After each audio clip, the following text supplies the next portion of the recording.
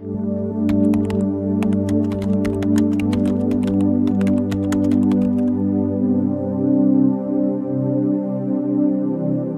mataas na presyo ng dugo ay isa sa mga pinakamapanganib na kondisyon na maaari mong taglayin at karamihan sa mga tao ay hindi alam kung ano ang nagpapalala nito. Hindi ito masakit. Wala itong halatang sintomas.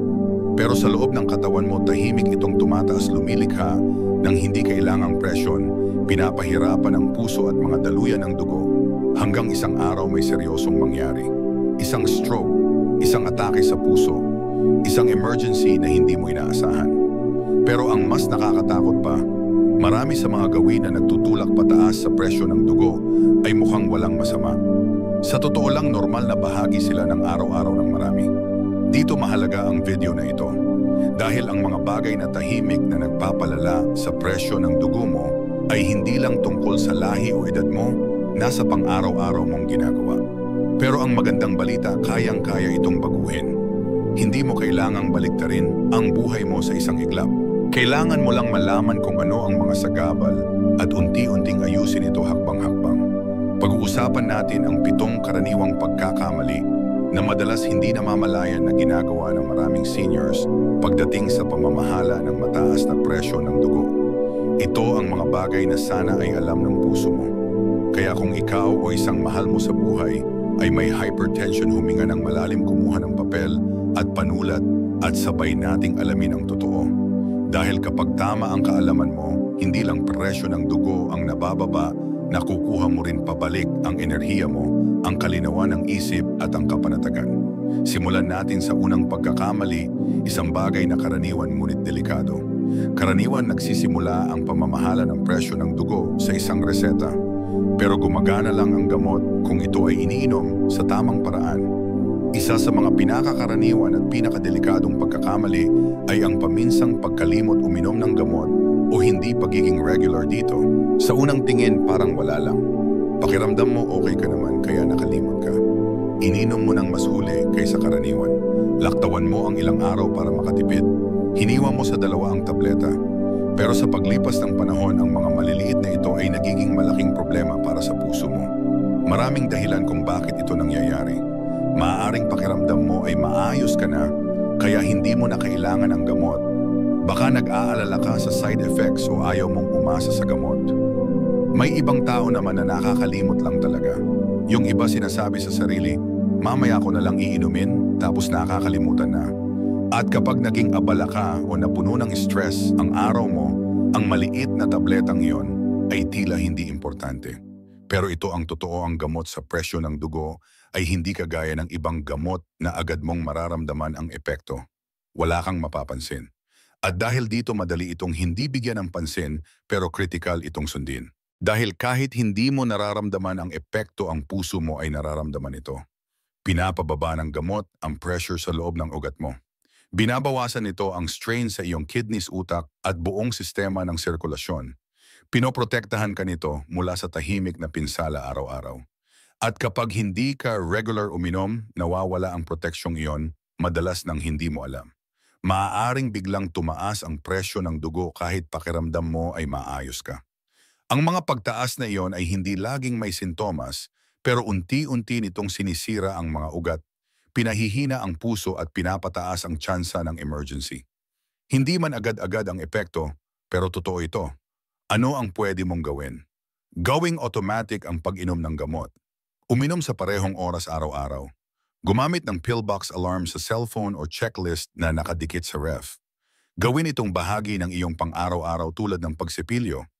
At kung makalimot ka ng isang dose, huwag basta-basta uminom ng 2. Tawagan mo ang doktor mo at itanong kung ano ang dapat gawin.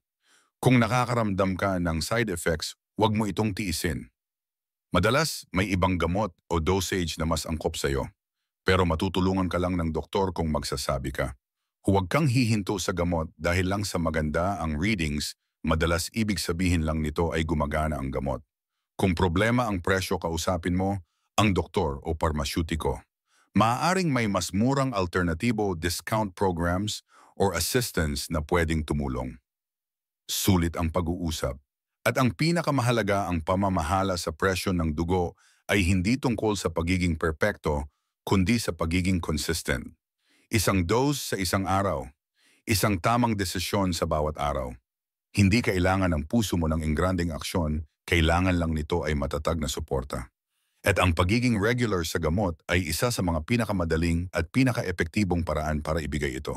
Maaring hindi mo inaasinan ang bawat pagkain, pero hindi ibig sabihin ay nakakaiwas ka na sa asin. Sa katunayan, karamihan ng asin sa pagkain ng mga matatanda ay hindi galing sa asin ng bote, kundi sa mga pagkain mismo. Isa ito sa mga madalas na hindi napapansin, pero malalang pagkakamali sa pagkontrol ng presyo ng dugo ang hindi mo namamalayang sobrang sodium na ang nakakain mo. Direktang konektado ang mataas na sodium sa mataas na presyo ng dugo.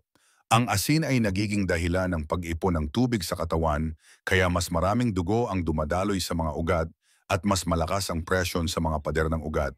Sa paglipas ng panahon, napapagod ang puso, nasisira ang mga ugat at mas tumataas ang panganib ng stroke atake sa puso at sakit sa bato.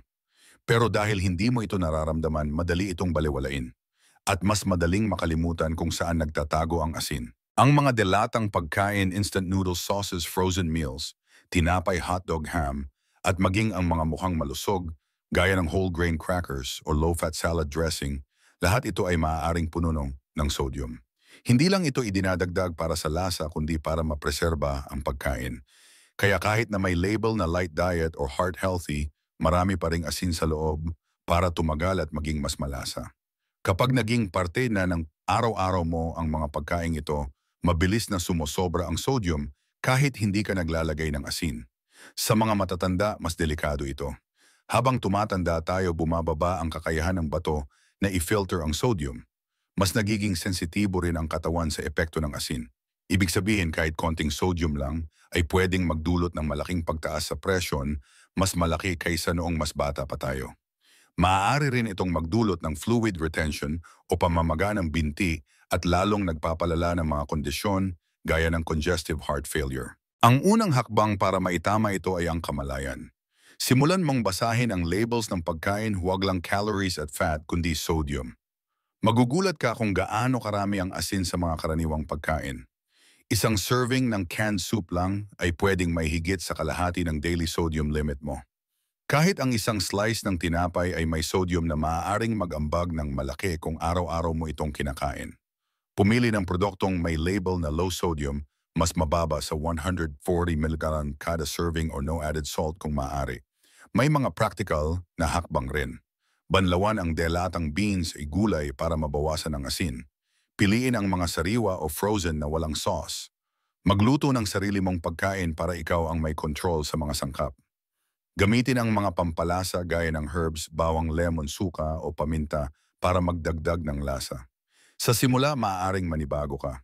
Kung sanay ka sa maalat, maaaring matabang ang bagong lasa.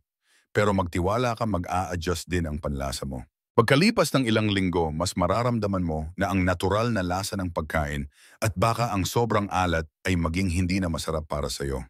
Ang pagbabawas ng asin ay hindi nangangahulugan ng pagbibitiw sa sarap, kundi pagbibigay sa sarili mo ng pagkakataon na maging mas malusog, maprotektahan ang puso mo at mabuhay ng may mas malinaw na isip, mas mataas na enerhiya at mas matatag na katawan.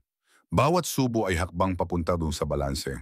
At bawat pagkain ay pagkakataon para hindi lang mapawi ang gutom mo, kundi mapangalagaan ang kabuuang kalusugan mo. Hindi mo nararamdaman ang pagtaas ng presyo ng dugo hanggang sa ito ay maging sobrang taas na at magdulot ng emergency. Kaya't ang isa sa pinakamalaking pagkakamali ng maraming matatanda ay ang hindi regular na pag-monitor ng kanilang presyon o ang pag-asa lang sa tao ng check-up.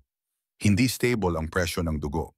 Ito ay pabago-bago sa buong araw depende sa stress, tulog, pagkain o paggalaw mo. Ang pang-isang bayasandang reading sa clinic ay hindi sapat para malaman ang kabuuang estado ng puso mo. Minsan mataas dahil ninenerbiyos ka. Minsan naman mababa dahil relax ka lang sa araw na yon. Kaya napakahalaga ng regular na monitoring sa bahay.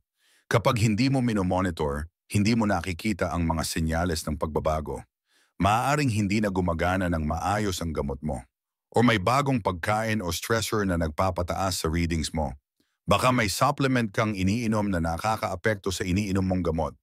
Kapag walang readings, puro hula lang. At sa puso mo hindi sapat ang manghula, ang regular na pag-check sa bahay ay isa sa pinaka-epektibo at empowering na gawin na maaari mong gawin.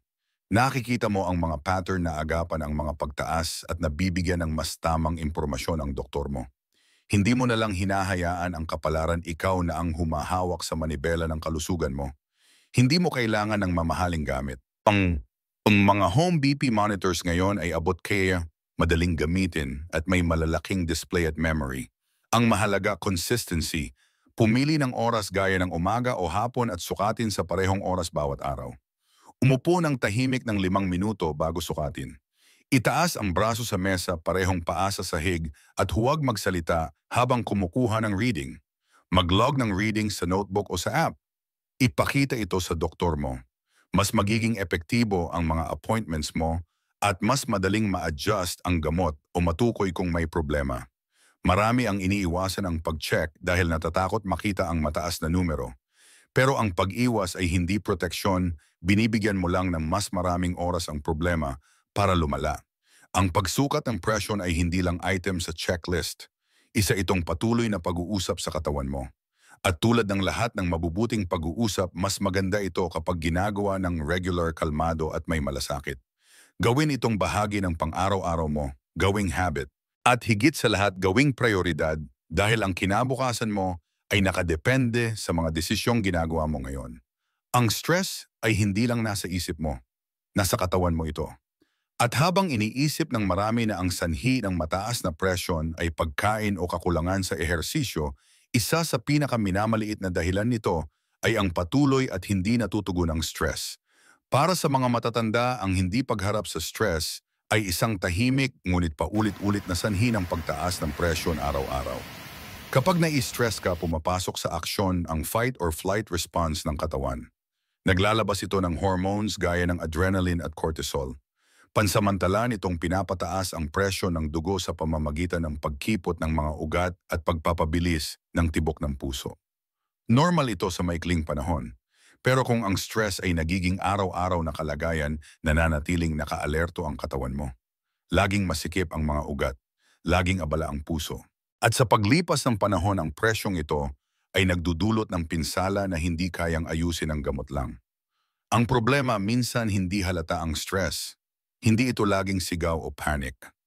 Minsan ito'y paninigas ng balikat, mabigat na dibdib, putol-putol na tulog o pakiramdam ng pagkaubos ng lakas. At dahil marami sa mga matatanda ay lumaki sa panahong sinasabing laban lang o tiisin mo, madaling balewalain ang mga senyales na ito. Pero ang hindi pagharap sa stress ay hindi nangangahulugang nawawala ito. Mas lalo lang itong nananahan sa katawan, unti-unting inuubos ang enerhiya mo, pinapaikli ang pasensya mo at patagong nagtutulak pataas ng presyon. Pero may magagawa ka. At hindi mo kailangang gumastos ng malaki. Magsimula sa maliliit ngunit sinadyang hakbang. Malalim na paghinga kahit 5 minuto lang ay maaaring pabagalin ang tibok ng puso at paluwagin ang ugat. Maingat na paggalaw gaya ng paglalakad, yoga o stretching ay nakakabawas ng tensyon at nagpapasaya ng pakiramdam. Tahimik na oras sa kalikasan, pakikinig sa musika, pagsusulat ng pasasalamat o taimtim na panalangin. Lahat ng ito ay makakatulong ibalik sa balanse ang iyong katawan. Kahit ang simpleng kwentuhan sa kaibigan ay maaring magaan ang loob. Ang susi gawing parte ng routine mo, ang stress care. Hindi lang kapag malala na kundi bilang protection bago pa man ito lumala. Isipin mo ito na parang pagsisipilyo, hindi mo lang ito ginagawa kapag masakit na ang ngipin, kundi araw-araw para iwasan ang sakit. At kung matagal ka nang nabubuhay na may stress, huwag mo itong ikahiya. Hindi ito tungkol sa sisi. Ito ay tungkol sa pagkilala kung saan ka pwedeng magsimula at pagkuha ng isang maliit na hakbang. Hindi mo kailangang ayusin lahat agad.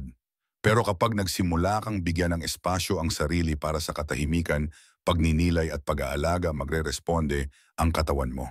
Hindi lang sa isip, kundi pati sa presyo ng dugo mo, tulog, panunaw at pangkalahatang kapayapaan. Ang stress ay paasing hindi nakikita pero ang epekto nito ay totoo. At nasa kamay mo ang kapangyarihang tugunan ito, isang paghinga, isang lakad, isang sandali ng katahimikan bawat araw. Sa pagkontrol ng presyo ng dugo, ang hindi mo ginagawa ay kasing halaga ng ginagawa mo. Isa sa mga pinakaminamaliit ngunit pinakamaimpluwensyang pagkakamali ay ang hindi pagkilos. Sa madaling salita, masyadong maraming upo kulang sa galaw at paniniwalang pahinga palagi ang pinakamabuting gamot. Tama, mahalaga ang pahinga. Pero kapag naging sobra ang kakulangan sa kilos ay tahimik na nagtutulak pataas sa presyon at nagpapahirap sa puso. Ang regular na galaw ay nagpapalakas sa puso, mas malakas na puso, mas kaunting effort sa pagpump ng dugo, mas mababa ang presyon sa mga ugat. Tinutulungan din nitong mapabuti ang daloy ng dugo, kontrolin ang timbang, bawasan ang pamamaga at pababain ang stress, lahat ay susi sa malusog na puso. Pero kapag wala ng galaw, nawawala ang pagiging epektibo ng katawan. Nanghihina ang kalamnan, bumabagal ang sirkulasyon at tumataas ang pressure sa ugat. Sa maraming matatanda, hindi katamaran ang dahilan kundi pangamba, takot sa pananakit, pagkapagod o baka matumba. Pero ang ehersisyo ay hindi kailangang mabigat para maging epektibo. Kahit magaan na kilos kung regular ay may tunay na benepisyo. Isang lakad sa paligid, stretching tuwing umaga, magaan na ehersisyo habang nakaupo. Lahat ito ay nagpapagalaw sa puso at nagpapadaloy ng dugo. Isa sa pinakamakapangyarihang pagbabago na pwede mong gawin, bumangon kada 30 to 60 minuto kapag matagal kang nakaupo. Maglakad papuntang kusina. Mag-angat ng tuhod, mag-roll ng balik at mag-tap ng paa. Ang maliliit na kilos na ito ay nagpapalambot ng mga ugat at pumipigil sa tahimik na pagtaas ng presyon. Ang mahalaga ay pagiging consistent. Kapag regular mong ginagalaw ang katawan mo, sinasabi mo sa puso, utak at buong katawan, buhay pa ako. Kumikilos pa ako, malakas pa rin ako, at unti-unti nagiging totoo ito. Hanapin ang uri ng galaw na gusto mo. Pwedeng pagsayaw, paghahalaman, water aerobics o stretching sa ilalim ng araw. Kapag masaya ang ehersisyo, mas tatagal ang ugali. Kung hindi ka sigurado kung saan magsisimula, kausapin ang doktor mo o physical therapist. Tutulungan ka nilang pumili batay sa kalusugan at kakayahan mo ngayon. Hindi mo kailangang maging atleta. Ang layunin ay manatiling malaya, may balanse at matulungang gumaan ang trabaho ng puso mo. Ang hindi pagkilos ay maaaring hindi agad maramdaman, pero sa pagdaan ng panahon, nagpapadala ito ng maling mensahe sa katawan mo na hindi na mahalaga ang galaw. Pero bawat hakbang, bawat stretching, bawat kilos ay paalala sa katawan mo na ikaw ay aktibo, may saysay at patuloy na lumalaban. Isang tasa ng kape sa umaga, isang baso ng alak sa hapunan. Para sa marami ito'y simpleng kaligayahan. Pero para sa mga seniors na may mataas na presyon ng dugo, ang labis na pag-inom ng caffeine o alak ay isa sa mga hindi napapansing pagkakamali na maaring may malalang epekto. Hindi ito mukhang mapanganib sa unang tingin. Pero sa likod ng tahimik na routine na ito, maaaring tumaas ang presyon ng dugo, magulo ang epekto ng gamot, at magkaroon ng dagdag na problema sa kalusugan. Magsimula tayo sa caffeine. Makikita ito sa kape, tsaa, soft drinks, energy drinks at maging sa tsokolate. Isa itong stimulant, pinapakitid ang mga ugat at pinapabilis ang tibok ng puso, kaya pansamantalang tumataas ang presyon. Para sa ilan, maliit lang ang epekto. Pero para sa iba, lalo na yung may hypertension o sensitibo sa stimulants, kahit kaunting caffeine ay sapat na para itulak ang presyon sa delikadong antas. Ang mahirap dito, magkaiba ang epekto ng caffeine sa bawat tao. May mga seniors na okay lang kahit isang tasa ng kape araw-araw. Pero may iba na tumataas ang presyon at di nila agad napapansin. Kaya mahalaga ang pagiging mulat. Subukang sukatin ang presyon bago at pagkatapos uminom ng caffeine. Kapag napansin mong tumataas o nakakaramdam ka ng sakit ng ulo, nerbiyos o mabilis na tibok ng puso, baka kailangan mong bawasan ito o lumipat sa decaf. Hindi mo kailangang isuko ang paborito mong routine, pero pwede kang gumawa ng mas maalagang desisyon. Mag-adjust sa paraang sumusuporta sa puso mo, hindi laban dito. Ngayon pag-usapan natin ang alak. Sa kaunting dami mukhang nakaka-relax ito. Pero kapag sobra o madalas tumataas ang presyon, pinapahina ang bisa ng gamot at nagdadala ng dagdag na panganib. Nakakadagdag din ito sa dehydration, hirap sa tulog, dagdag timbang at emotional na stress. Lahat ito ay nagpapalala sa hypertension. Para sa mga seniors, mas mabagal na ang pagproseso ng alak ng katawan. Kaya mas matagal ang epekto, mas malaki ang pinsala. Ang higit sa isang inuming alcohol kada araw ay maaaring maging chronic risk. Kapag pinagsama tatong alak sa gamot sa presyon, maaring magdulot ito ng pagkahilo, pagkalito at strain sa atay. Ito ay lalong delikado kung may iba ka pang iniinom na gamot na karaniwan sa matatanda. Pero ang magandang balita, kahit maliit na pagbabago may malaking epekto. Kapag binawasan mo ang caffeine o alcohol, maaaring bumaba ang presyon, mas gumanda ang tulog, mas malinaw ang isip at mas may enerhiya ka. Sa ibang kaso, maaaring mabawasan pa ang gamot kapag nagbago ang lifestyle. At hindi nangangahulugang wala ka ng comfort. Maraming alternatibong inumin na masarap at ligtas para sa puso. Subukan ang herbal tea tulad ng chamomile o peppermint. O kaya ay maligamgam na tubig na may lemon o sparkling water na may sariwang prutas. Ang punto rito ay hindi bawal kundi may intensyon. Alamin kung paano nakakaapekto sa katawan mo ang caffeine at alak. Kapag alam mo, makakagawa ka ng mas matalinong desisyon para sa puso mo, para sa katawan mo, para sa kalidad ng buhay mo. Hindi hinahanap ng puso mo ang perpeksyon, hinahanap nito ang pag-aalaga. At bawat hakbang mo patungo sa balanse ay hakbang sa isang mas matatag, mas tahimik na ikaw. Kapag may kinalaman sa mataas na presyo ng dugo, ang suporta mo ay kasing halaga ng gamot mo. At ang pinakaimportanteng bahagi ng support system mo, ang iyong healthcare provider. Pero isa rin ito sa mga karaniwang pagkakamali ng maraming seniors, ang hindi bukas na communication sa doktor. Maaaring iniisip mo, okay naman ako, walang masyadong pagbabago. Kaya hindi ka na nagsasabi ng mga sintomas, hindi ka na nagtatanong, o minsan pinapalampas na lang ang appointment.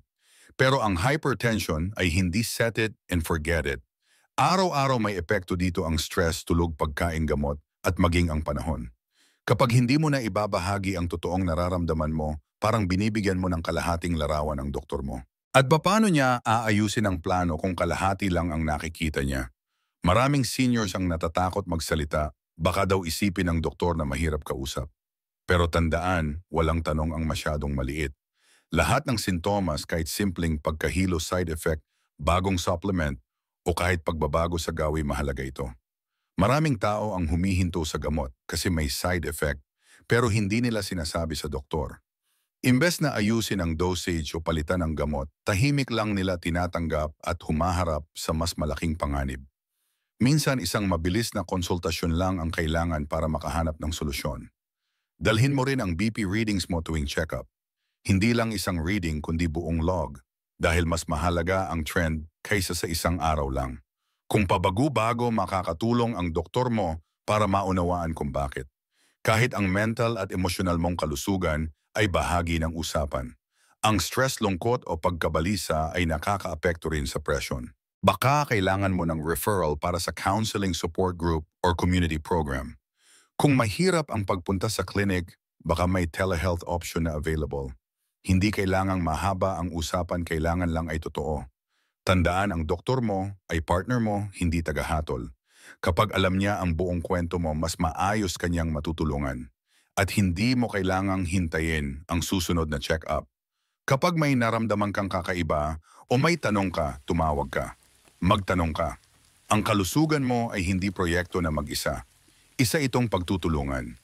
At ang pagbubukas ng komunikasyon ay isa sa pinakamatalinong bagay na maaari mong gawin para mapanatili ang tamang presyon ng dugo at maprotektahan ang kinabukasan mo. Ang pamamahala sa mataas na presyon ng dugo ay hindi kailangang maging nakakatakot. Hindi mo kailangan ng perpektong lifestyle, mahigpit na bawal lahat o palaging pag-aalala. Ang tunay na kailangan kamalayan sa araw-araw mong gawi. Kakayahang pakinggan ang katawan mo. At paniniwalang kaya mong baguhin ang direksyon ng kalusugan mo, isang desisyon sa bawat araw. Ang totoo, ang presyo ng dugo mo ay hindi lang numero. Isa itong refleksyon ng kung paano ka namumuhay, humihinga, nagpapahinga, kumikilos at tumutugon sa mundo. Ngayong alam mo na ang 7 pinakakaraniwang pagkakamali at kung paano ito iwasan, nasa kamay mo na ang susunod na hakbang. Mula sa tamang pag-inom ng gamot, pag-iwas sa sodium, pagiging aktibo pagharap sa stress, bukas na pakikipag-usap sa doktor, hanggang sa maalab na pagpili kung kailan iinom ng kape o alak, lahat ng ito ay kayang-kaya. Hindi mo kailangang gawin lahat agad. Hindi mo kailangang maging perpekto. Ang kailangan mo lang ay mas kaunting pagkakamali at mas maraming mabubuting ugali isa-isa. Sa NutriHub Bliss, naniniwala kami na ang mabuting kalusugan ay hindi nabubuo sa isang malaking hakbang, kundi sa maliit na gawi araw-araw. Pili ka lang ng isa. Mahari ka na regular na pag-check ng presyon, or pagbabrit ng maalat na merienda sa sariwa, or pag-set ng reminder para sa gamot, or pakikipag-usap sa doktor mo sa matagal mo ng kinikimkim. Ano man ang piliin mong unang hakbang, tandaan bawat maliit na aksyon ay may epekto. Epekto sa puso mo, sa isip mo, sa lakas mo, sa buhay mo. At kapag pinagsama-sama ang maliliit na hakbang na yan, nagiging mas matatag kang tao. Mas maayos ang tibok ng puso mo. Mas buo ang tiwala mo sa sarili. Kung nakatulong sa iyo ang video na ito, bigyan mo ito ng like, mag-subscribe sa NutriHub Bliss at i-share sa isang taong gusto mong bigyan ng kaalaman at pag-asa. Dahil kapag nagtutulungan tayo, sabay tayong tumitibay. Sabay tayong lumalakas. At sabay nating hinaharap ang kinabukasan, isang tibok ng puso, isang mabuting desisyon, isang araw sa bawat pagkakataon.